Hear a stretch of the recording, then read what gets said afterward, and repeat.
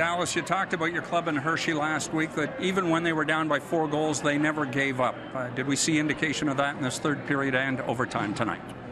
Well, yeah, this group never thinks they're out of the game, and we were a sloppy team through two periods. It's always interesting, the game of hockey. We play the exact same team back to back, and our team just wasn't very good early.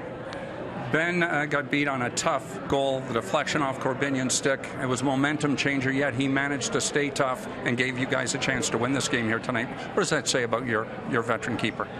Well, he's played very well over the weekend here. You know, he's reminded me of how he played in the playoffs and down the stretch last season.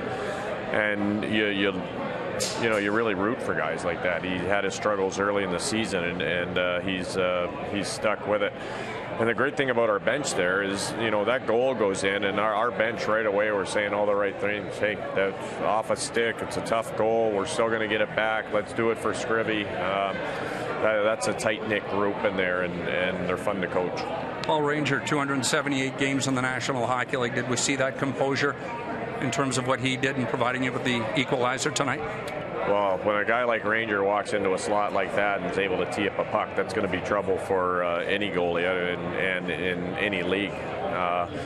You know, Range brings us a sense of calm almost every night. He's a real good leader for our team, and I think he's got a lot of hockey ahead of him. Paul talked about some of the extracurricular stuff, maybe getting in the way the first couple periods. Is that a situation where you let the bench almost settle the group down, or is that something where you step in and kind of settle everyone down? Well, it depends if the bench is doing the right thing or not. So tonight I was letting them go. I find our team, especially a guy like Naz, if they're getting involved verbally too, they're usually going pretty good. But it seemed like we were getting off kilter with some of the on-ice stuff, and it was clearly in Rochester's game plan to try to get under our skin, and it was working early. Was Deschamps providing a good complement to some of the other lines? You seemed to go with him quite a bit at the end of the game. Yeah, I liked Nicky's game tonight. I thought he was really driving his legs, and there was a few times where I was watching the clock. I was managing the clock with timeouts coming up, and Coyne and Kadri and Fratton were going well, and I know there was a TV timeout coming, so I was using them a lot, and I lost Nicky on the bench a couple times just because of that. But what worked well for him was that he was rested, but he gave us a real solid game tonight, and he's been playing very well as of late.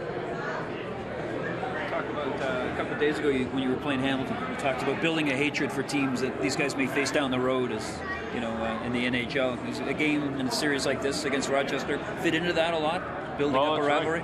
It's like rolling down the road with the Leafs going into Buffalo. There's no love lost there either. So tonight's about as nasty as a game as we've had with them. Like, we've always it's a rivalry, but it's not like the games against Hamilton. And then tonight it took a swing the other way, and I like that stuff. I like hard games when the teams hate each other. It makes for a great competition, and I think it's good for the fans too. Will stood up against a pretty big guy in this fight. Our guys have no fear, and I certainly know that Will Acton has scraped and clawed for everything he's ever gotten in hockey, and he is not going to back down from anyone. He was in Foligno's ear all night, and we all knew that was coming sooner or later. So I think that's an important thing. No matter how big the man or how strong, that we're not going to back down. You saw that from Greg Scott when he dropped Finley with one punch. We're never going to turn away.